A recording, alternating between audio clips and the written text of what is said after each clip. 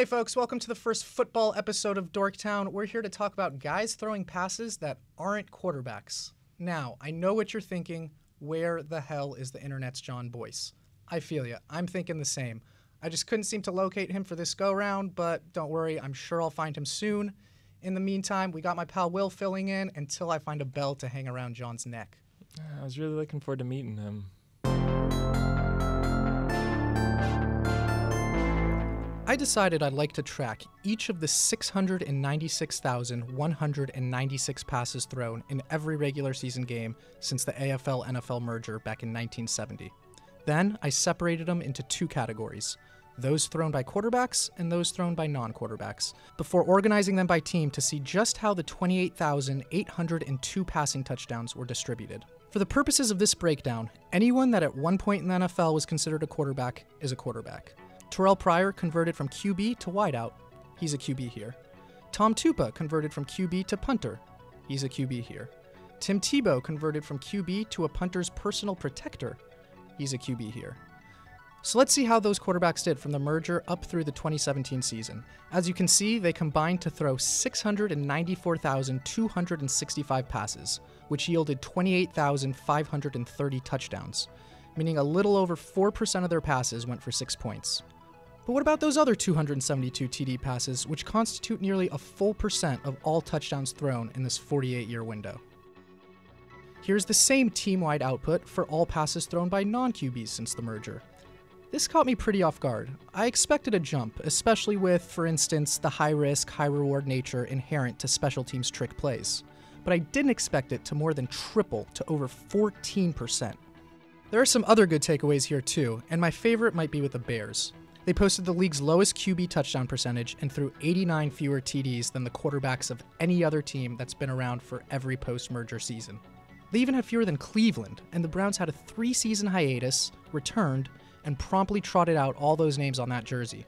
All that's juxtaposed against nearly 18% of Chicago's non-QB pass attempts finding the end zone, despite by far the most attempts. Sure seems like historically they've screwed up their passing distribution. And while it's easy to have a great percentage in a small sample, that's a two-way street. It's also easy to have an atrocious percentage in a small sample.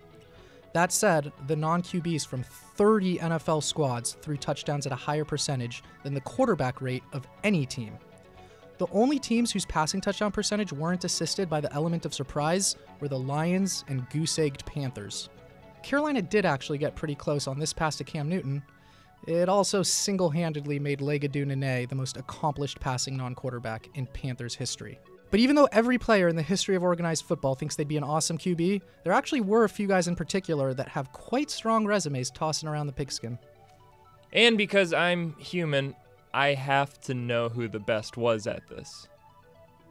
Let's take that 14% touchdown rate for non-QBs and treat it as a baseline. There have been 166 guys who have played since the merger and have hit that mark for their career, but a lot of those aren't great sample sizes. To find the guys who are doing it with some level of consistency, let's narrow that down to players who also attempted at least 10 passes. That leaves us with 13 names, including some notable players. Starting with Wildcat Ronnie Brown and a respectable 16.7% touchdown rate, then Antoine Randall L. tied with Marcus Allen at 22.2%, both just behind Walter Payton. There's some guys huddled around in the 30s, a jump to Keith Byers at 46%, and then there's one player sitting above the 50% line with an insane 58.3% touchdown rate. He threw 12 passes with 7 touchdowns, and that is LaDainian Tomlinson, the greatest passer in the history of the game. Oh, we try to avoid saying that definitive of a statement. Okay, gotcha. LaDainian Tomlinson, he was good? That's better. Cool. LaDainian Tomlinson's passing touchdown percentage is wild. If you combine 2017's top QBs by passing touchdown percentage, it isn't until you include number 10 on the list that you surpass LT's percentage. What makes it even more amazing is the fact that his 7 touchdowns covered 105 yards. That's a clean 15 yards per touchdown. And aside from a 1-yarder and a 4-yarder, everything went for at least 17 yards, but no further than 26 yards. That means no padding of stats with some 70-yard dump off to Sproles. This was a 13,000-yard rusher, consistently making plays from 20 yards out. And while a good deal of credit goes to Marty Schottenheimer and Norv Turner for scripting these situations, Tomlinson still needed to deliver on his opportunities, and most importantly, keep the ball away from the defense. He failed to throw a single pick, which means his career passing rating is above all the other guys here except Randall L., who happened to play quarterback in college. And since the merger, of the 372 players to throw at least 7 scoring passes, every single one of them not named Tomlinson has also thrown 5 or more interceptions. Again, LT, 0. His efficiency was on a completely different spectrum.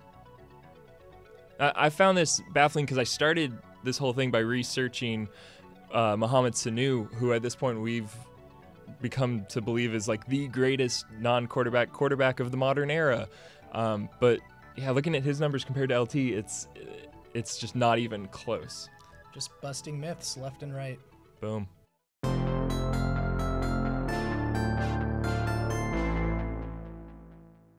Hey, thanks for watching Dorktown. Don't forget to like and subscribe, and definitely don't forget to yell at me in the comments for not being John Boyce. He'll be back though.